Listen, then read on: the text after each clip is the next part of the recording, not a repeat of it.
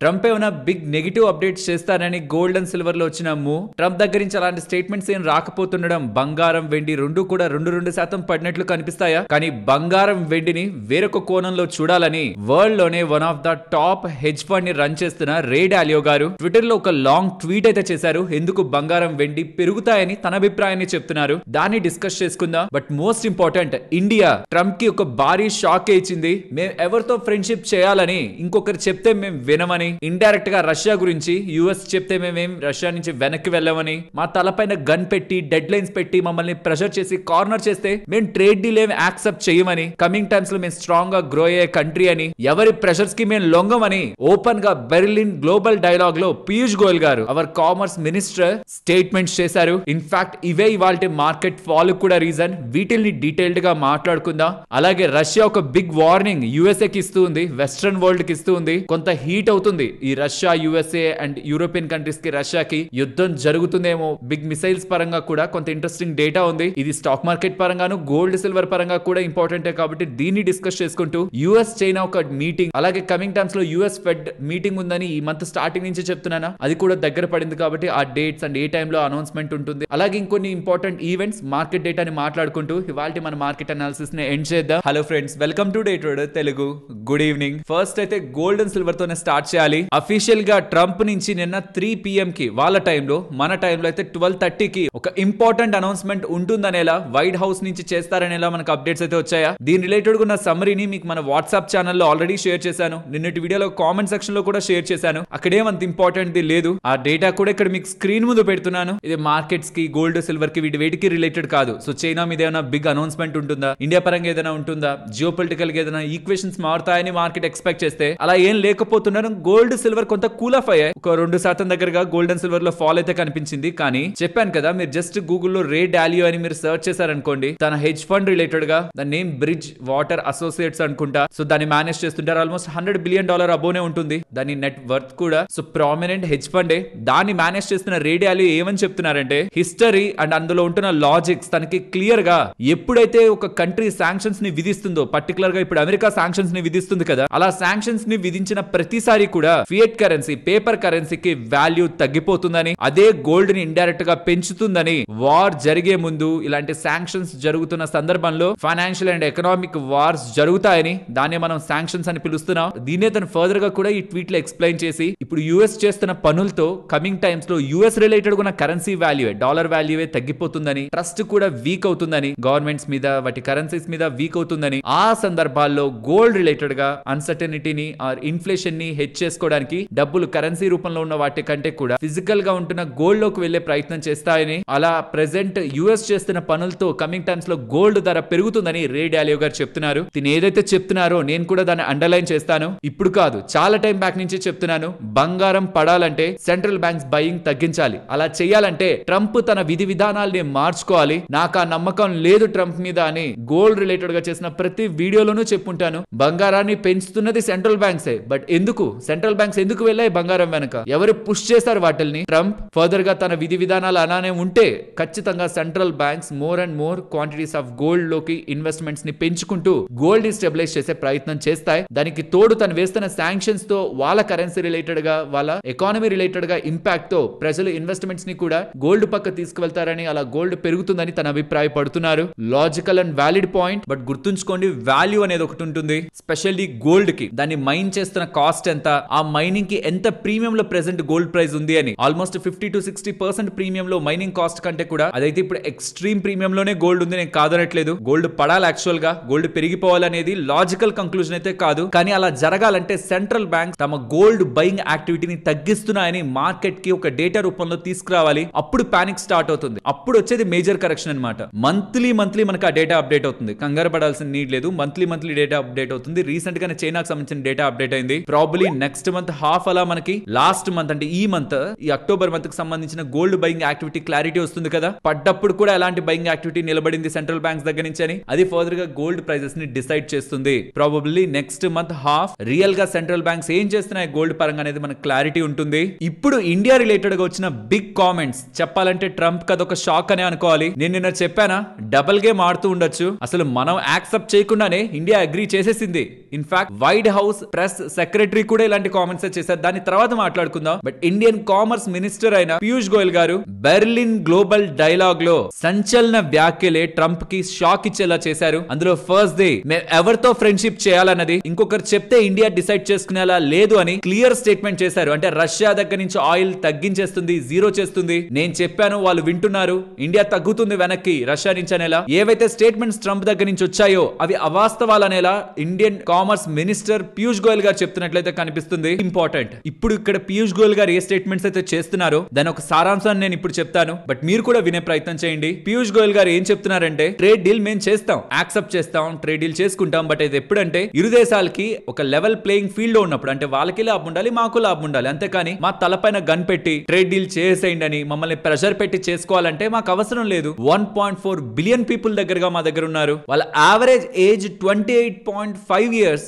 Very young population మా దగ్గర ఉంది. కమింగ్ టైమ్స్ లో $30 ట్రిలియన్ ఎకానమీకి వెళ్ళబోతున్న కంట్రీ ఇది. మాకు లాంగ్ టర్మ్ లో బెనిఫిట్ వచ్చేలా మేము డీల్స్ చేసుకుంటాం, కానీ షార్ట్ టర్మ్ లో మమ్మల్ని ప్రెషర్ చేసి పెయిన్ కి గురి చేస్తే మేమేదో ట్రేడ్ డీల్ చేసుకుంటాం అంటే అది కరెక్ట్ కాదని, ఇండియా ఎప్పుడు అలాంటి ట్రేడ్ డీల్ చేసుకోదనేలా, మమ్మల్ని ప్రెషర్ చేయడం ద్వారా యూజ్ లేదనేలా పీయూష్ గోయల్ గారి కామెంట్స్ అయితే కనిపిస్తూ ఉన్నాయి. It's a clear statement. US India పరంగా చెప్తున్నది కరెక్ట్ కాదు, మేమేం వెనక్కి తగ్గట్లేదు, ఆర్ చెప్పారు కదా అని సర్టెన్ టైం లోపే ఇయర్ ఎండ్ లోపు తగ్గించేస్తుంది, రష్యన్ ఆయిల్ సప్లైస్ ని జీరో కట్ చేసేస్తుంది ఇండియా అనేలా నిన్న ట్రంప్ స్టేట్మెంట్ చేశారు కదా, అదేం నిజం కాదనేలా ఇండైరెక్ట్ స్టేట్మెంట్స్ లానే మనం ఇది చూడాలి. ఇప్పుడు ఇండియా ఏ స్టాండ్ అయితే తీసుకుందో ఆ స్టాండ్ తో మనం గ్లోబల్ గా ఒక ఫైనెస్ట్ ఎగ్జాంపుల్ గా మిగిలిపోతున్నాం. ట్రంప్ చూపిస్తున్న పవర్ గేమ్ లో, ఈ టారిఫ్ గేమ్ లో కేవలం ఇండియా చైనా మాత్రమే నిలబడుకున్నాయని, ఎంత ప్రెషర్ తో ఈ అమెరికా వాళ్ళు మనల్ని హిట్ చేస్తున్నా దాన్ని అబ్జర్వ్ చేసుకుంటూ స్ట్రాంగ్ స్టాండింగ్ మనం ఇస్తున్నామని ఇండియా చైనా రిలేటెడ్ గా మాట్లాడుతూ ఏ దేశాలు లొంగిపోయాయి, ఏ దేశాలు మా వల్ల కాదు, ఇంకా ట్రంప్ తో మేము ఈ బాధని పడలేమని కోట్లాది రూపాయలు అమెరికాకి ఇవ్వడానికి రెడీ అయ్యాయి. యుఏఈ కానీ సౌదీ కానీ ఎగ్జాంపుల్స్ చెప్తూ, అండ్ యూకే కానీ యూరోపియన్ యూనియన్ కానీ సౌత్ ఈస్ట్ ఏషియన్ కంట్రీస్ కానీ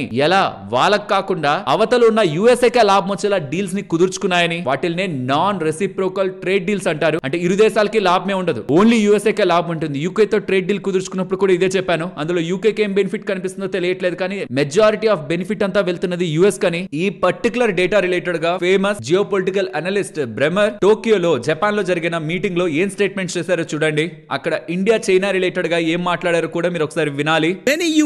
వేరే కంట్రీస్ అన్ని కూడా యుఎస్ నుంచి వచ్చే ప్రెషర్ ని ఎలాగో మేము తట్టుకోలేమని బెండ్ అయిపోయి యుఎస్ కి సరెండర్ అయిపోతుంటే చైనా అండ్ ఇండియా మాత్రం నిలబడుకున్నాయని చెప్తున్నారు. చైనా దగ్గర చాలా పవర్ ఉంది, ఇంక్లూడింగ్ పాపులేషన్, వాళ్ళ దగ్గర చాలా ఎలిమెంట్స్ ఉన్నాయి. ట్రేడ్ సప్లై పరంగా కానీ, రా మెటీరియల్ పరంగా కానీ, మ్యానుఫాక్చరింగ్ పరంగా కానీ, టెక్నాలజీ పరంగా కానీ, డిఫెన్స్ పరంగా కానీ, ఇప్పుడు వాళ్ళు ఏ ఒక్క కంట్రీ మీద స్ట్రాంగ్ గా ఆధారపడట్లేదు, వాళ్ళకంటే జరిగిపోతుంది అనుకుందాం. బట్ ఇండియా దగ్గర ఉంటున్న స్ట్రాంగ్ పవర్ ఏంటి? పాపులేషన్. ఇదే పీయూష్ గోయల్ గారు కూడా చెప్పాలని ప్రయత్నించింది. నాకు ఆడియోని కూడా అందుకే వినమని చెప్పాను. అది మన దగ్గర ఉంటున్నంత వరకు అది ఓన్లీ నార్మల్ పాపులేషన్ కాదు కావాల్సింది, aspirational strong growing income earning కూడా ఇంప్రూవ్ అవుతూ ఉండే కంట్రీ రిలేటెడ్ గా ఉంటున్న పాపులేషన్ కి ఇంకా స్ట్రాంగ్ వాల్యూ ఉంటుంది. అదే ఇండియా పరంగా ఉంటున్న ఇన్విజిబుల్ పవర్. సో ట్రంప్ ఏదైతే చెప్తున్నారో ఇండియా ఈ ఇయర్ ఎండ్ కల్లా రష్యా దగ్గర నుంచి ఆయిల్ సప్లైస్ ని తీసేస్తుంది అని, అది నిజం కాదు అని ఇండైరెక్ట్ గా మన కామర్స్ మినిస్టర్ పీయూష్ గోయల్ గారి స్టేట్మెంట్స్ అయితే కనిపిస్తున్నాయి. కాబట్టి మార్కెట్ దానికి రియాక్ట్ అయింది. 10 to 15% కి వచ్చేస్తుంది టారిఫ్, ఇంకా రష్యా నుంచి ఆయిల్ కొండ మానేస్తుంది ఇండియా, ట్రేడ్ డీల్ అయిపోబోతుంది అని ఏదైతే స్పెక్యులేషన్స్ మార్కెట్ లో నడిచాయో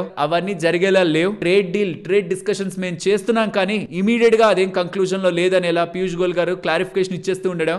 మార్కెట్స్ ఏవైతే యుఫోరియాతో పెరిగాయో, ఏదో జరిగిపోబోతుందని యుఫోరియాతో పెరిగాయో దాన్ని కూల్ ఆఫ్ అయితే చేసుకున్నాయి. బట్ వైట్ హౌస్ మాత్రం, అమెరికా వాళ్ళ మాత్రం తగ్గట్లేదు. వాళ్ళ press secretary Caroline leeway Trump request చేసేసరికి ఇండియా రష్యా దగ్గర నుంచి ఆయిల్ కొండ మానేస్తుందనేలా తను కూడా అఫీషియల్ గా స్టేట్మెంట్ చేశారు. ఆ స్టేట్మెంట్ చేయాల్సింది ఇండియా, మన తరపున వాళ్ళే చెప్పేస్తున్నారు. చెప్పాను కదా, ఇండైరెక్ట్ గా ప్రెషర్ కార్నర్ చేసే ప్రయత్నం చేస్తున్నట్లున్నారు వీళ్ళని. ఇదంతా ఎందుకు నేను మెన్షన్ చేస్తూ వస్తున్నానంటే, మనం వెనక్కి తగ్గట్లేదని ఇండియా ఎలాగో చెప్పట్లేదు, మనమే చెప్పేద్దాం వాళ్ళ బదులు, సో దట్ వాళ్ళు అది చేస్తారు, చేయకపోతే యాక్షన్ తీసుకుందాం అనేలా యుఎస్ ఉంటున్నట్లయితే కనిపిస్తుంది. యుఎస్ ప్రెస్ సెక్రటరీ కెరోలిన్ చేసిన స్టేట్మెంట్స్ ఒకసారి మనం విందా. మాటలో డైరెక్షన్ లో ఉంటే కంప్లీట్ ఆపోజిట్ డైరెక్షన్ లో పీయూష్ గోయల్ గారు మాటలు ఉన్నాయి కాబట్టి మార్కెట్ దాన్నే జస్టిఫై చేసుకుంది. వీటికి లింక్ లేదంటే ఆ ట్రేడ్ డీల్ అనుకున్న టైంలో అయ్యేలా లేదనేది మార్కెట్ కు ఒక క్లారిటీ వచ్చింది. ఇదిలా ఉంటే ఇంపార్టెంట్ అనౌన్స్మెంట్ ఏదైనా ఉంటుందా అంటే అది 30 October US president China president అయిన జీ తో మీటింగ్ లో ఉంటుందనేలా మనం ఎక్స్పెక్ట్ చేయొచ్చు. ఇది కూడా అఫీషియల్ గా యుఎస్ కి సంబంధించిన ప్రెస్ సెక్రటరీ దీన్ని అనౌన్స్ చేశారు. ఈ థర్స్డే ఉంటుందని ఆలోచించాలి. 28th and 29th అంటే వెనస్డే నైట్ మీకు యూఎస్ ఫెడ్ కి సంబంధించిన అప్డేట్స్ వస్తాయి. మోస్ట్లీ రేట్ కట్ ఉంటుందని అనుకుంటున్నారు. ఇవాళ యాక్చువల్లీ యూఎస్ కి సంబంధించిన సిపిఐ ఇన్ఫ్లేషన్ డేటా అప్డేట్ అవ్వాలి. బట్ లాస్ట్ 23 డేస్ నుంచి యూఎస్ గవర్నమెంట్ షట్ డౌన్ లో ఉంది కాబట్టి ఆ డేటా మీద ఏదైనా ఇన్ఫ్లుయెన్స్ ఉంటుందా అని మనకు తెలియదు. అది వచ్చినా రాకపోయినా ఆ డేటా ఎలా ఉన్నా 25 బేసిస్ పాయింట్స్ కట్ ఉంటుంది అని మార్కెట్ లో ఎక్స్పెక్టేషన్స్ అయితే బిల్డ్ అయ్యాయి. బట్ ఇప్పుడు క్రూడ్ ఆయిల్ పెరుగుతుంది కదా, మేబీ దాన్ని అడ్డు పెట్టుకొని ఇప్పుడు ఎందుకులే పెంచడం అని పాస్ చేస్తారు. పాస్ చేస్తే మార్కెట్స్ కి మంచిది కాదు. 29th that mean Wednesday US కి సంబంధించిన ఫెడ్ ఒక అవుట్కమ్ అయితే మనకు వస్తుంది. యూఎస్ చైనా ఒక ప్రెసిడెంట్స్ మీటింగ్ ఉంది. వాళ్ళు ఎలాంటి డెసిషన్స్ తీసుకుంటారనేది అది కూడా చాలా ఇంపార్టెంట్ మీటింగ్. అక్కడ ఏమాత్రం పాజిటివ్ సర్ప్రైజ్ వచ్చినా అది మార్కెట్స్ కి బిగ్ బూస్ట్ అనుకోవాలి. ఒకవేళ రాకపోయినా మార్కెట్స్ ఏం పెద్ద పట్టించుకో. నెగిటివ్ గా ఏదైనా బిగ్ స్టేట్మెంట్స్ చేస్తే బిగ్ గానే చేయాలి. ఎందుకంటే వాళ్ళిద్దరి మధ్యలో నెగిటివ్ ఉంటుందనే మార్కెట్ ఎక్స్పెక్ట్ చేస్తుంది. ఏదైనా బిగ్ లెవెల్లో స్టేట్మెంట్స్ చేస్తే దానికి కొంత మార్కెట్స్ రియాక్ట్ అయ్యే అవకాశం ఉంది. Positive, neutral, big negative. అందులో మార్కెట్ ఎక్కువగా సర్ప్రైజ్ అయితే ఆ పాజిటివ్ కి, ఎందుకంటే మార్కెట్ ఏం ప్రిపేర్డ్ గా లేదు. యూఎస్ అండ్ చైనాకి సంబంధించి అవుట్కమ్ పాజిటివ్ గా ఉంటుందని అక్టోబర్ 30 ఆ మీటింగ్ అనమాట. So October 29th market close అయ్యాక నైట్ వచ్చే అప్డేట్ అక్టోబర్ 30న మార్కెట్ లో రిఫ్లెక్ట్ అవుతుందా? అక్టోబర్ 30 మేబీ మార్కెట్ టైం లో రావచ్చు, బట్ మెజారిటీ మార్కెట్ క్లోజ్ అయ్యాక మనకు అప్డేట్ ఉండొచ్చు. అది అక్టోబర్ 31st మార్కెట్ లో రిఫ్లెక్ట్ అవుతుంది, which is Friday. Trump and చైనాకి సంబంధించిన ప్రెసిడెంట్ జీ మీటింగ్ ఇంపాక్ట్ అనేది 30 మార్కెట్ లో ఉండడానికి కొంత ఛాన్సెస్ ఉన్నాయి. బట్ 31st మెజారిటీ ఆ ఇంపాక్ట్ ఉండే ఛాన్స్ ఉంటుంది ఆఫ్టర్ మార్కెట్ కానీ మనకి ఆ మీటింగ్ అప్డేట్స్ వస్తే. అండ్ మార్కెట్ రిలేటెడ్ గా అనాలిసిస్ మాట్లాడుకునే ముందు గ్లోబల్ గా ఉంటున్న కొంత అన్సర్టనిటీ గురించి మాట్లాడుకోవాలి. కెనడా రిలేటెడ్ గా జరుగుతున్న ట్రేడ్ టాక్స్ ని ట్రంప్ సడన్ గా క్యాన్సిల్ చేశారు. అక్కడ రొనాల్డ్ రేగన్ రిలేటెడ్ గా ఒక అడ్వర్టైజ్మెంట్ ప్లే అయిందనమాట. ట్రంప్ వేస్తున్న టారిఫ్ కి అగేనెస్ట్ గా అడ్వర్టైజ్మెంట్ ఉంటుంది. ఈ రొనాల్డ్ రేగన్ అనే అతను యుఎస్ కి సంబంధించిన 40th ప్రెసిడెంట్ అనమాట.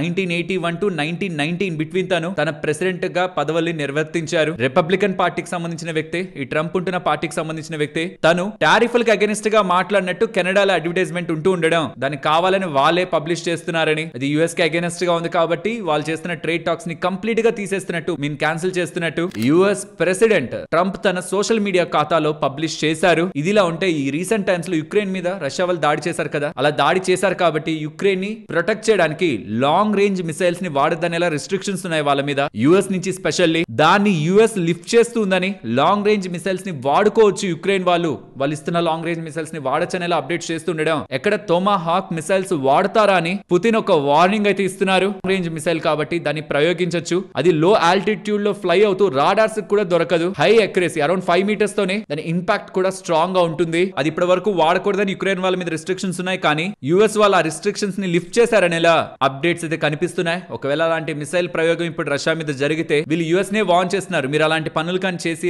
యుక్రెయిన్ కానీ సపోర్ట్ చేస్తే తీవ్రంగా ఎదుర్కోవాల్సి ఉంటుంది. మేము డైలాగ్ కి యాక్సెప్టెడ్ గానే ఉన్నాం, డిస్కషన్స్ చేసుకుందాం, మా మీద అలాంటి మిసైల్ ప్రయోగాలకి యుక్రెయిన్ ని ఎంకరేజ్ చేయొద్దు, అలా చేస్తే మేము కూడా దానికి తగినట్టు బదులు ఇస్తామనేలా కూడా రష్యా ప్రెసిడెంట్ స్టేట్మెంట్స్ అయితే కనిపిస్తూ ఉన్నాయి. సో నెక్స్ట్ ఏదైనా స్టెప్ రష్యాకి అగేనెస్ట్ గా ఉంటే రష్యా కూడా స్ట్రాంగ్ గా బదులిస్తుంది అంటున్నారు. కాబట్టి ఇది కూడా కమింగ్ టైమ్స్ లో మెయిన్ స్టేజ్ తీసుకునే అవకాశం ఉంటున్న ఈవెంట్ లాగా అయితే కనిపిస్తుంది. ఇక మార్కెట్స్ గురించి మాట్లాడుకుంటే ఫస్ట్ ఈవెంట్స్ దగ్గరకు వచ్చేద్దాం. ఇందాక చెప్పాను కదా 29th నైట్ యుఎస్ ఫెడ్ ఒక అవుట్కమ్ వస్తుంది, అది 30 మార్కెట్ లో రిఫ్లెక్ట్ అవుతుంది, అది క్లియర్. కానీ 30 యుఎస్ అండ్ చైనాకి సంబంధించిన ప్రెసిడెంట్స్ మీటింగ్ ఒక అప్డేట్ అనేది 30 మార్కెట్ టైం లోనే వస్తుందా, ఆ రోజే రిఫ్లెక్ట్ అవుతుంది? అలా వస్తే అలా లేదు నేను అనుకోవడం. మోస్ట్లీ ఆ రోజు ఈవినింగ్ మన మార్కెట్ క్లోజ్ అయ్యాక వచ్చి నెక్స్ట్ డే మార్కెట్ లో, ఫ్రైడే మార్కెట్ లో రిఫ్లెక్ట్ అయ్యే అవకాశం ఉంటుంది. ఇవి రెండు నెక్స్ట్ కమింగ్ డేస్ లో మార్కెట్ పరంగా ఉంటున్న ఇంపార్టెంట్ ఈవెంట్. ఎఫ్ఐఎస్ పరంగా వస్తే రీసెంట్ టైమ్స్ లో బిగ్ సెల్లింగ్ లేకుండా కొంత బయింగ్ యాక్టివిటీలోనే 5 days పాటు కంటిన్యూ అయిన ఎఫ్ఐఎస్ నిన్న మార్కెట్ లో 1100 crore దగ్గరగా సెల్ చేశారు. బట్ షార్ట్స్ కవర్ చేసుకున్నారు. 94% షార్ట్స్ నుంచి ఇప్పుడు 76% నెట్ షార్ట్స్ కి అయితే ఎఫ్ఐఎస్ ఒక షార్ట్స్ తగ్గాయి. కానీ ఇవాళ మార్కెట్ పడుతుండడం ప్రాబబ్లీ షార్ట్స్ మళ్ళీ పెంచుకునే ప్రయత్నం వాళ్ళు చేస్తూ ఉండొచ్చు. బికాస్ యుఎస్ ఇండియా పరంగా ఉంటున్న ట్రేడ్ డీల్ ఒక ఎక్స్పెక్టేషన్స్ ఏదైతే మార్కెట్ లో నెలకొన్నాయో అవన్నీ కూడా పీయూష్ గోయల్ గారు చేస్తున్న కామెంట్స్ తో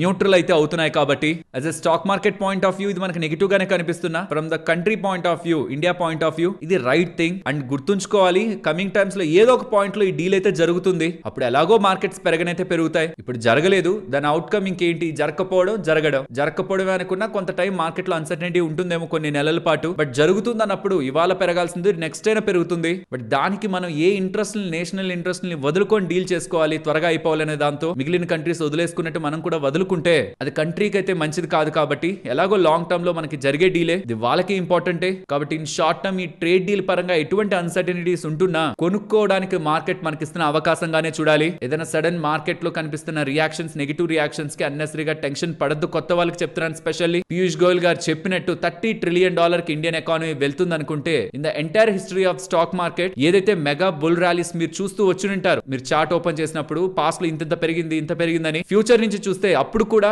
ఈ ఇయర్స్ లో నెక్స్ట్ 10 years లో మెగా బుల్ మార్కెట్ ని చూసింది ఇండియన్ స్టాక్ మార్కెట్ అనేలా హిస్టరీలో డెఫినెట్లీ నిల్చుంటుంది. అందులో మనం లాభపడాలంటే కొంత పేషెన్స్, కొంత ఓపిక్ గా మనం మార్కెట్ లో ఇన్వెస్టెడ్ గా ఉండాలి. లేదు ఎగ్జిట్ అయిపోదాం అనుకున్న వాళ్ళు అవ్వచ్చు, అది మీ ఇండివిజువల్ ఒపీనియన్. నేను ఖచ్చితంగా ఉండాలని కాదు, బట్ తర్వాత రిగ్రెట్ అవ్వకుండా ఉండడానికి కూడా మైండ్ ప్రిపేర్డ్ ఉంచుకోవాలి. ఇప్పుడు ఎగ్జిట్ అవుతూ ఉంటే ఎందుకు నాకు ఈ పానిక్స్, ట్రేడ్ వార్స్ ఇవన్నీ జరుగుతున్నాయి, నాకు మార్కెట్ వద్దు అనుకుంటే మనకు తెలియదు ఏదో ఇప్పుడు క్లియర్ అవుతుందో. సో ఇఫ్ ఇన్ కేస్ మీరు ఎగ్జిట్ తీసుకోవాలనుకుంటున్న మార్కెట్ నుంచి, తర్వాత నేను మళ్ళీ పెరుగుతున్నప్పుడు రిగ్రెట్ అవ్వను అనుకున్న క్లారిటీతోనే వెళ్ళండి. ఖచ్చితంగా పడిపోతున్న దాంతో కాదు, ఎందుకంటే నెక్స్ట్ డికేడ్ ఇండియాదే. అదే బ్లాక్ స్టోన్ CEO కూడా స్టేట్మెంట్స్ చేశారు G10 కంట్రీస్ లో ఏది స్ట్రాంగెస్ట్ గ్రోయింగ్ కంట్రీ అని. నిన్న వీడియోలో కూడా దాన్ని మీకు ప్లే చేసి చెప్పాను. ఆల్సో సేమ్ పీయూష్ గోయల్ గారు ఇండియా రిలేటెడ్ గా ఎయిర్ బస్ కి సంబంధించిన చైర్మన్ రెనీ చేస్తున్న ఇంపార్టెంట్ కామెంట్స్, ఇండియా పరంగా చేస్తున్న ఇంపార్టెంట్ కామెంట్స్ ఒక క్లిప్ ద్వారా షేర్ చేశారు. 320 అరౌండ్. చాలా ఇంట్రెస్టింగ్ అనిపించింది, మీరు కూడా ఒకసారి వినండి.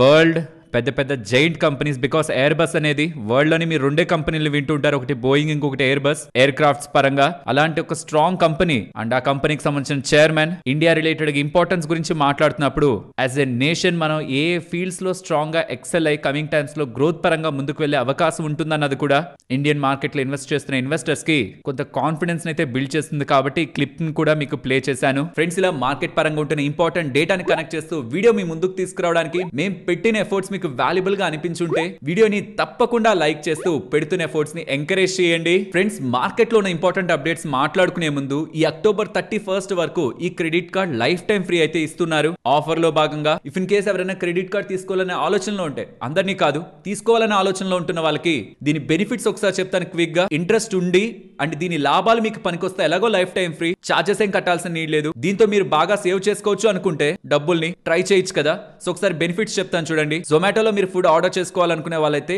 120 rupees per order with an order value 499 మీద 120 రూపీస్ ఆఫ్ అవుతుంది అంటున్నారు. ఇలా నెలకి 2 సార్లు వస్తుంది అంటున్నారు. అంటే 240 రూపీస్ దగ్గరగా నెలకి సేవింగ్ జరుగుతుంది. అలాగే మీరు రీఛార్జెస్ చేసుకుంటున్న DTH కానీ, బ్రాడ్బ్యాండ్ కానీ, ఇంకేదైనా పేటిఎం ద్వారా చేస్తున్న యూటిలిటీ బిల్ పేమెంట్స్ కి 5% దగ్గరగా బెనిఫిట్ ఉంటుందని, మ్యాక్స్ 150 దగ్గరగా మీకు దీని ద్వారా బెనిఫిట్ ఉంటుందని చెప్తున్నారు. అలాగే బ్లింకిట్ లో ఆర్డర్ చేసుకుంటున్నప్పుడు 10%, బుక్ మై షోలో మనం టికెట్స్ బుక్ చేస్తుంటే 10%, మింత్రాలో షాప్ చేస్తుంటే 999 మీద 150 రూపీస్ దగ్గరగా బెనిఫిట్ ఉంటుందని, అండ్ నార్మల్ గా చేస్తున్న ట్రాన్సాక్షన్స్ రిలేటెడ్ గా ఎడ్జ్ రివార్డ్స్ అని అదొక రివార్డ్ సిస్టమ్ లో నుంచి పాయింట్స్ ఎర్న్ అవుతూ ఉంటాయని. అలా చూస్తే మంత్లీ వేటి ద్వారా ఎంతెంత మనకు ఉంటుంది, అలా ఇయర్లీ ఎంతెంత బెనిఫిట్ మనకు ఉంటుంది అనేది ఈ చార్ట్ లో మీరు అబ్జర్వ్ చేయొచ్చు. ఇఫ్ మీకు ఈ క్రెడిట్ కార్డ్ ఇంట్రెస్టింగ్ గా అనిపిస్తే life time free October 31st వరకు ఆఫర్ లో ఉంది. కాబట్టి ఇలా మంచిగా డబ్బులు సేవ్ అవుతుంది, నేను క్రెడిట్ కార్డ్ ని జాగ్రత్తగా వాడుకుంటాను అనుకున్న వాళ్ళు ఈ క్రెడిట్ కార్డ్ కి అప్లై చేయొచ్చు. దానికి కావాల్సిన లింక్ మీకు డిస్క్రిప్షన్ అండ్ ఫస్ట్ కామెంట్ లో ఉంటుంది. ఫ్రెండ్స్, ఒక ఇంపార్టెంట్ కాన్సెప్ట్ ని ఎక్స్ప్లెయిన్ చేస్తాను. ఇది యాక్చువల్లీ ఒక కొత్త వీడియో చేసి పెట్టే అంత పెద్దది కాదు, అలానే నెగ్లెక్ట్ చేసేంత చిన్నది కాదు. స్టాక్ మార్కెట్ లో ఉన్న వాళ్ళకి ఇది అర్థం కావాలి. స్పెషల్లీ కమోడిటీస్ పరంగా నేచురల్ గ్యాస్ ఒక ఫ్యూచర్స్ చూడండి. అక్టోబర్ ఫ్యూచర్ మీకు ట్రేడ్ అవుతున్న దానికంటే నవంబర్ ఫ్యూచర్ మీకు 20% దగ్గరగా ఎక్కువగా ట్రేడ్ అవుతుంది. ఆల్మోస్ట్ 21% దగ్గరగా. ఎందుకు అని అడిగితే మీరు ఏం చెప్తారు చెప్పండి? 20% అబోవ్ ఎప్పుడైనా మీకు అలాంటి కాంట్రాక్ట్స్ డిఫరెన్స్ లో ఉంటాయా? ఒక మంత్ కి సంబంధించింది ఇంకొక మంత్ కి అంత డిఫరెన్స్ ఉంటుందా? ఇక్కడే ఒక లాజిక్ ఉంది, అది ఇప్పుడు మనం మాట్లాడుకుందాం. దీన్నే విత్డ్రాల్ సీజన్ ఎఫెక్ట్ అంటారు. అమెరికాలో April and October in between heating demand అనేది చాలా తక్కువ ఉంటుంది. కాబట్టి నేచురల్ గ్యాస్ కూడా ఏం పెద్దగా వాడరు, ఎక్కువగా స్టోరేజ్ లో ఉంటుంది. ఇంజెక్షన్ సీజన్ అంటారు దాన్ని, ఎక్కువగా అక్కడ ఏం పెద్ద యూసేజ్ లో ఉండదు. కానీ ఈ అక్టోబర్ తర్వాత నుంచి అంటే నవంబర్ నుంచి ఏప్రిల్ వరకు అంటే మార్చ్ ఎండింగ్ వరకు హీటింగ్ డిమాండ్ అనేది అమెరికాలో పెరుగుతుంది. దీంతో ఆటోమేటిక్ గా స్టోర్ అప్పటి వరకు చేసి పెట్టుకున్న నేచురల్ గ్యాస్ ని బయటకు తీయడం అండ్ అప్పుడు చేస్తున్న ప్రొడక్షన్ కంటే కూడా డిమాండ్ నేచురల్ గ్యాస్ కి ఎక్కువ అవుతూ ఉంటుంది. ఇందాకటిది ఇంజెక్షన్ సీజన్ అయితే ఇది విత్డ్రాల్ సీజన్. కాబట్టి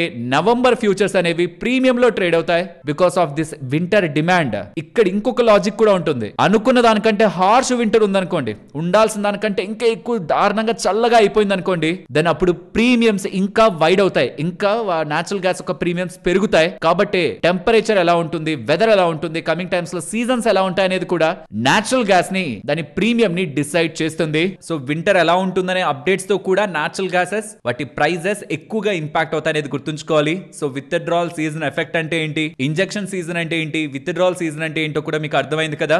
నెక్స్ట్ ఇవాళ అల్యూమినియం రిలేటెడ్ గా బిజినెస్ చేస్తే హిందాల్కో కానీ, నాల్కో కానీ, వేదాంత కానీ స్ట్రాంగ్ గా ఇవాళ పెరిగాయా, స్పెషల్లీ హిందాల్కో. దీనికి కారణం LME అల్యూమినియం ప్రైజెస్ రికార్డ్ స్థాయిలోకి వెళ్తూ ఉండడం, 52 వీక్ హైలో వెళ్తూ ఉండడం, $4,850 పర్ టన్ దగ్గరగా LME అల్యూమినియం ధరలు వెళ్తూ ఉండేసరికి ఆటోమేటిక్ గా వీళ్ళకి మంచి లాభమే ఉంటుంది కదా వాళ్ళ మెటల్ రిలేటెడ్ గా పెరుగుతుంటే. ఇదొకటి. ఇంకొకటి, ఐస్లాండ్ లో అల్యూమినియం రిలేటెడ్ ఒక స్మెల్టర్ ఉన్నారు. అక్కడ ఎలక్ట్రికల్ గ్లిచ్ కారణంగా టెంపరీగా అక్కడ అల్యూమినియం రిలేటెడ్ గా ప్రొడక్షన్ ని ఆపేస్తున్నట్లు అప్డేట్స్ చేస్తూ ఉండడం అల్యూమినియం ని ఇంత రికార్డ్ స్థాయికి తీసుకువెళ్ళే. ఇది యాక్చువల్లీ LME అల్యూమినియం ప్రైజెస్ పెరగడానికి ప్రధానమైన కారణం. దీంతో పాటు ఆల్కోవా ఉన్నారా, వీళ్ళు వరల్డ్ లోనే largest third party producer of alumina. Alumina ఏంటి, అల్యూమినియం ఏంటి? అల్యూమినియం అనేది ఒక ప్యూర్ మెటల్, Al తో మనం రిప్రజెంట్ చేస్తాం. అల్యూమినా అనేది ఒక chemical compound, aluminium oxide Al2O3. ఈ అల్యూమినా రిలేటెడ్ గా world largest third party producer అనమాట ఆల్కోవా వాళ్ళు. వీళ్ళు ఏం చెప్తున్నారు, యుఎస్ రిలేటెడ్ గా వీళ్ళ పడ్డ టారిఫ్ ఇంపాక్ట్ కంటే వీళ్ళ బిజినెస్ రిలేటెడ్ గా ఎక్కువ డబ్బుల్ని వీళ్ళు ఎర్న్ చేస్తున్నారని, మిడ్ వెస్ట్ ప్రీమియమే ఎక్కువ ఉంది, అది ఆఫ్సెట్ చేసేసింది యుఎస్ వాళ్ళు వేస్తున్న టారిఫ్లని వీళ్ళు అప్డేట్ చేస్తూ ఉండడం. మిడ్ వెస్ట్ ప్రీమియం ఆల్మోస్ట్ $500 దగ్గర నుంచి $1,000 కి మూవ్ అయినట్టుంది. అంటే యుఎస్ లో వాళ్ళు ఎక్స్ట్రా ధరలకు దాన్ని అమ్ముకోగలుగుతున్నారని ఇలా చెప్తున్న స్టేట్మెంట్స్. కెనడాతో పోలిస్తే యుఎస్ లో వాళ్ళకి మంచి బిజినెస్ జరిగింది, అది వేస్తున్న టారిఫ్లను కూడా మీట్ అయిపోయింది, అది ఎక్స్ట్రా ప్రీమియం లో వాళ్ళు అమ్ముకోగలుగుతుండడం, టారిఫ్ ఇంపాక్ట్ వాళ్ళ మీద పెద్ద పడట్లేదు అని చెప్తుండడం. ఈ హిందాల్కో వాళ్ళకి నోవలిస్ బిజినెస్ కూడా ఉంది కదా, అక్కడ కూడా మంచిగానే వాళ్ళు ఎర్న్ చేస్తుంటారు డబ్బులు అని ఆల్కో వాళ్ళు చెప్తున్నది. వాళ్ళకు కూడా నోవలిస్ వాళ్ళకి కూడా అప్లై అయితే వాళ్ళు కూడా మంచి నెంబర్స్ ని పోస్ట్ చేస్తారని మార్కెట్ ఎక్స్పెక్ట్ చేస్తూ హిందాల్కో కానీ, నాల్కో కానీ, ఈవెన్ వేదాంత కానీ ఎవరెవరికైతే అల్యూమినియం బిజినెస్ లో వాళ్ళకి, స్పెషల్లీ హిందాల్కో అయితే ఈ ఆల్కో వాళ్ళ స్టేట్మెంట్స్ వాళ్ళ సబ్సిడరీ అయిన నోవలిస్ వాళ్ళకి అప్లై అవుతుంది కాబట్టి వాళ్ళు కూడా మంచి నెంబర్స్ ని పోస్ట్ చేస్తారు. ఈ మిడ్ వెస్ట్ ప్రీమియం స్ట్రాంగ్ గా ఉండడం కారణంగాని మార్కెట్ భావిస్తూ ఇవాళ స్టాక్స్ అయితే పెరిగాయి. ఫ్రెండ్స్, ఇప్పుడు షేర్ చేసిన డేటా మీకు ఇంట్రెస్టింగ్ గానే అనిపించిందా? అనిపిస్తే మన వీడియోని తప్పకుండా లైక్ చేయండి. అండ్ సెబీ వాళ్ళు మ్యూచువల్ ఫండ్స్ ని బ్యాన్ చేస్తున్నారు, ప్రీ ఐపీఓ ప్లేస్మెంట్స్ లో ఇన్వెస్ట్మెంట్ చేయకుండా అనేలా అప్డేట్స్ అయితే కనిపిస్తున్నాయి. ప్రీ ఐపీఓ ప్లేస్మెంట్స్ అంటే ఏంటి?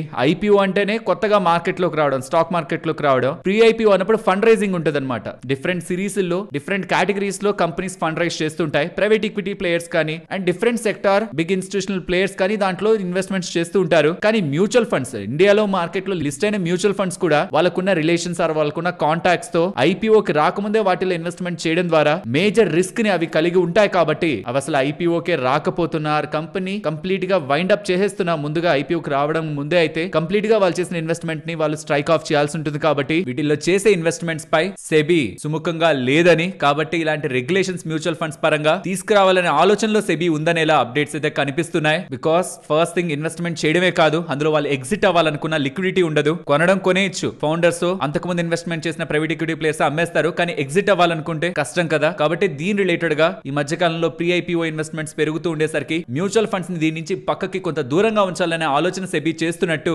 అప్డేట్స్ అయితే కనిపిస్తూ ఉన్నాయి. బట్ ఈ లెవెల్ ఆఫ్ డిస్కషన్ కూడా మార్కెట్ లోకి వెళ్తుంది. ప్రీ ఐపీఓ ఇన్వెస్ట్మెంట్స్ చేస్తే ముందుగానే చాలా చిన్న స్టేజ్ లోనే కంపెనీలో పెద్ద మొత్తంలో వాటాను కొనుక్కొని ఐపీఓ టైం కి 3 times, 7 times, 10 times ఈవెన్ దానికి మించి కూడా రిటర్న్స్ ని ఇన్వెస్టర్స్ కి ఇవ్వచ్చు. సో మ్యూచువల్ ఫండ్ లో ఉంటున్న ఫండ్ మేనేజర్స్ కి వాళ్ళకున్న ఎక్స్పర్టైజ్ ని వాడుకోవడానికి ప్రీ ఐపీఓ ఇన్వెస్ట్మెంట్స్ బాగా ఉపయోగపడతాయనేలా కూడా డిస్కషన్స్ ఉన్నాయి. బట్ ఇది కంప్లీట్లీ డిబేట్. రిస్క్ తో బిగ్ రిటర్న్ ని తేవచ్చు అనుకునే, రిస్క్ తో బిగ్ రిటర్న్ ని మేము యాక్సెప్ట్ చేస్తాం అనుకునే ఇన్వెస్టర్స్ ఉంటారు. మాకు రిస్క్ వద్దు, స్టేబుల్ అండ్ ప్రెడిక్టబుల్ రిటర్న్ కావాలనుకునే ఇన్వెస్టర్స్ ఉంటారు. వీళ్ళిద్దరిలో SEBI stable and predictable returns పైకినే ఉంది కాబట్టి ఈ డెసిషన్ వైపు సెబీ అయితే వెళ్తుంది. అండ్ మీకేమనిపిస్తుంది సెబీ వాళ్ళు తీసుకునే డెసిషన్ పై మీ ఒపీనియన్ ఏంటో కామెంట్ సెక్షన్ లో చెప్పండి. అండ్ హ్యుండై వాళ్ళు వాళ్ళ కొత్త కార్ ని, హ్యుండై వెన్యూ ని రివీల్ చేశారు. Taller, wider and longer wheel base తో ఎస్యూవీ స్టాండ్స్ ని ట్రూగా రిప్రజెంట్ చేసేలా వాళ్ళ వెహికల్ ఉంటుందని, 12.3 కర్వ్డ్ పెనోరామిక్ డిస్ప్లే తో, డ్యూయల్ టోన్ ఇంటీరియర్స్ తో వాళ్ళ కొత్త కార్ ని లాంచ్ చేస్తున్నట్టు, 1.2 litre petrol, 1 litre turbo and 1.5 litre diesel manual auto DCT variants లో తీసుకురాబోతున్నారని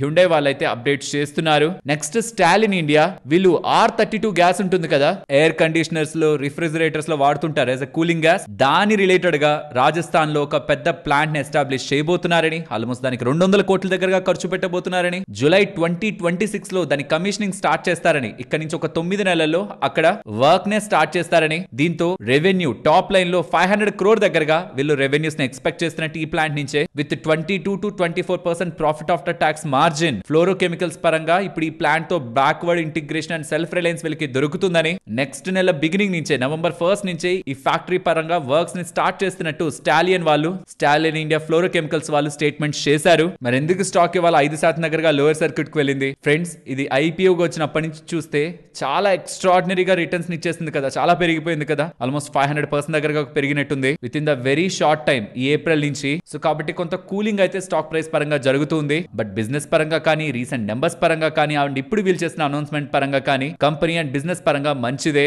నెక్స్ట్ 18 రూపాయల్లో ట్రేడ్ అవుతూ ఇవాళ 17% దగ్గరగా పెరిగి 21 రూపాయల దగ్గరగా క్లోజ్ అయిన ఉత్కర్ష్ స్మాల్ ఫైనాన్స్ బ్యాంక్ వాళ్ళ రైట్స్ ఇష్యూ పరంగా, అంటే కంపెనీ ఫ్రెష్ గా షేర్స్ ని అలాట్ చేస్తుంది కదా, అలా అలాట్ చేస్తున్నప్పుడు ఎవరెవరు బిగ్ ఇన్స్టిట్యూషనల్ ప్లేయర్స్ లో ఎవరెవరు పాల్గొన్నారని చూసినప్పుడు పెద్ద పెద్ద నేమ్స్ అన్ని కనిపిస్తుండడం, కొటాక్ వాళ్ళ దగ్గర నుంచి వైట్ ఓక్ కానీ, మసాచ్యూసెట్స్ ఇన్స్టిట్యూట్ ఆఫ్ టెక్నాలజీ కానీ, Ashoka India equity investment, HDFC life, Bandhan business, వీళ్ళందరూ కూడా పెద్ద మొత్తంలో షేర్లని కొంటున్నారనేలా, ఈ పర్టికులర్ బ్యాంక్ లో ఇన్వెస్ట్మెంట్ చేయడానికి బిగ్ ప్లేయర్స్ ఇంట్రెస్ట్ చూపిస్తున్నారనేలా అప్డేట్స్ కనిపిస్తూ ఉండడం, ఈ ఫర్దర్ ఇన్వెస్టర్స్ ఒక డేటా కూడా అప్డేట్ అవుతూ ఉండడం, కంపెనీలో ఈ పాయింట్ లో కొనడానికి ఇన్వెస్టర్స్ అందరూ ఇంట్రెస్ట్ చూపిస్తున్నారంటే ఫర్దర్ గా కంపెనీ పరంగా మంచి వాల్యూ ఉంటేనే వీళ్ళు ఇన్వెస్ట్ చేస్తారని మార్కెట్ అనుకుంటూ స్టాక్ ఇవాళ ఇంతలా పెరిగింది. అండ్ క్రాంప్టన్ వాళ్ళు ఉన్నారా, వాళ్ళు 445 crores విలువ చేసే సోలార్ రూఫ్ టాప్ ప్రాజెక్ట్ ని ఆంధ్రప్రదేశ్ రిలేటెడ్ గా గెలుచుకున్నారని from new and renewable energy department corporation of Andhra Pradesh NRE DCAP వాళ్ళ దగ్గర నుంచి ప్రాజెక్ట్ గెలుచుకున్నట్టు 5 districts in Andhra Pradesh almost 38,699 SC and ST household లో ఈ సోలార్ రూఫ్ టాప్ ప్రాజెక్ట్స్ ని వీళ్ళు ఎస్టాబ్లిష్ చేస్తారని under PM Surya Ghar Muft Bijli Yojana. Not just installation, next 5 years వాటి ఆపరేషన్ అండ్ మెయింటెనెన్స్ ని కూడా వీళ్ళు చూసుకుంటారని, ఇది నెక్స్ట్ 6 months లో దీన్ని ఎగ్జిక్యూట్ చేస్తున్నట్లయితే వీళ్ళు అప్డేట్ చేస్తున్నారు.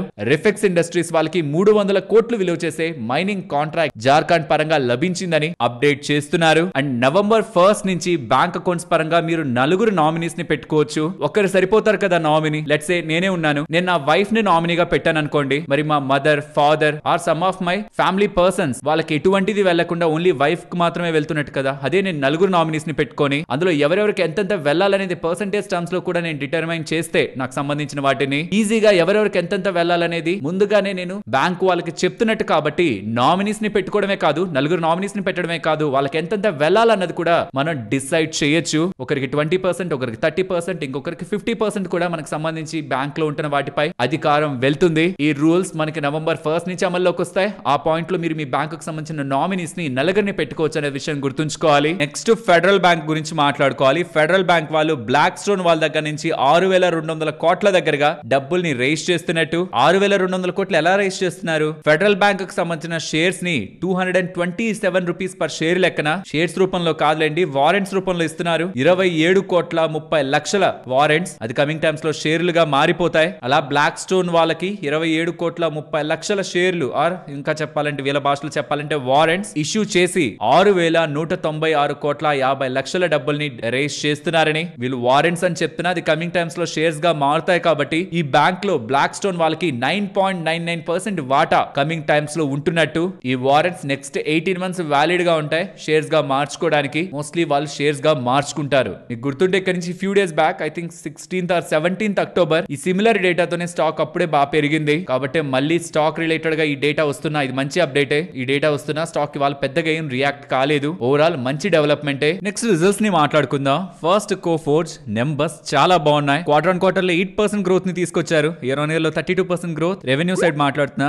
ఈవెన్ ప్రాఫిట్ సైడ్ కూడా క్వార్టర్ ఆన్ క్వార్టర్ లో 19% అండ్ ఇయర్ ఆన్ ఇయర్ లో 82%. మార్కెట్ ఎక్స్పెక్టేషన్స్ కంటే అబోనే. లాస్ట్ Q1 లో ఎక్సెప్షనల్ లాస్ ఐటమ్ ఉంది 24.8 crores, బట్ దాన్ని తీసి చూసినా సరే నెంబర్స్ ఎక్స్పెక్టేషన్స్ కంటే బాగున్నాయి. అండ్ నెక్స్ట్ కోల్గేట్ వాళ్ళ నెంబర్స్ ని మీరు గమనిస్తే year on year and quarter on quarter comparison revenues లో డ్రాప్ కనిపిస్తుంది, ప్రాఫిట్స్ లో డ్రాప్ కనిపిస్తుంది. అండ్ మార్జిన్స్ కూడా లాస్ట్ ఇయర్ 30.7 నుండి ఇప్పుడు 30.6 దగ్గరగా ఉన్నాయి. నెంబర్స్ బిలో మార్కెట్ ఎక్స్పెక్టేషన్స్ ఉన్నాయి. అండ్ దీంతో పాటు వీళ్ళు డివిడెండ్ గా 24 రూపీస్ పర్ షేర్ ప్రకటించారు. వీళ్ళు ఇలాంటి వీక్ నెంబర్స్ పోస్ట్ చేయడానికి రీజన్ జిఎస్టీ ట్రాన్సిషన్. ఒక సర్టెన్ జిఎస్టీ నుంచి ఇంకో జిఎస్టీ కి పాస్ అవుతున్నప్పుడు ఇలాంటి నెంబర్స్ వచ్చాయని, నెక్స్ట్ మళ్ళీ నెంబర్స్ లో ఇంప్రూవ్మెంట్ ఉంటుందని మేనేజ్మెంట్ దగ్గర నుంచి కామెంటరీ ఉంది. నెంబర్స్ అయితే ప్రెసెంట్ వీక్ గానే ఉన్నాయి, బట్ దానికి రీజన్ జిఎస్టీ ట్రాన్సిషన్ అని మేనేజ్మెంట్ చెప్తూ ఉంది. సిగ్నిటీ వాళ్ళు ఉన్నారా, వాళ్ళు కూడా మంచి నెంబర్స్ ని పోస్ట్ చేశారు ఇన్ ద ఐటీ స్పేస్. ఇవి కూడా చాలా మంచి నెంబర్స్. ఇయర్ ఆన్ ఇయర్ లో రెవెన్యూ 13% పెరిగింది, operating profit 48% and net profit 57%. Good set of numbers ని వీళ్ళు పోస్ట్ చేశారు. ఎంటైర్ ఈ ఐటీ ప్యాక్ నెంబర్స్ స్టార్ట్ చేసినప్పటి నుంచి కూడా పెర్సిస్టెన్స్ వాళ్ళ నెంబర్స్ బానే ఉన్నాయి. ఇందాక మాట్లాడుకున్న కోఫోర్జ్ వాళ్ళ నెంబర్స్ బానే ఉన్నాయి. ఇప్పుడు సిగ్నిటీ వాళ్ళ నెంబర్స్ బాగుంటున్నట్టే. స్ట్రాంగ్ సెట్ ఆఫ్ నెంబర్స్ వీళ్ళు డెలివర్ చేస్తున్నారు. ఐటీసీ హోటల్స్ వాళ్ళ నెంబర్స్ వచ్చాయి. Year on year comparison and quarter on quarter comparison revenues లో ఇంప్రూవ్మెంట్ కనిపిస్తుంది. Operating profit and net profit కూడా ఎక్స్పెక్టేషన్స్ కంటే బెటర్ గానే ఉన్నాయి. బట్ ట్రేడ్ అవుతున్న వాల్యుయేషన్స్ కొంత ఎక్స్పెన్సివ్ ఉన్నాయి. అదొకటే కన్సర్న్, కానీ నెంబర్స్ బెటర్ గానే ఉన్నాయి. సరే మరి ఉండనా, మరొక ఇంట్రెస్టింగ్ వీడియోతో మళ్ళీ మిమ్మల్ని కలుస్తాను. అంతవరకు టేక్ కేర్. జై హింద్.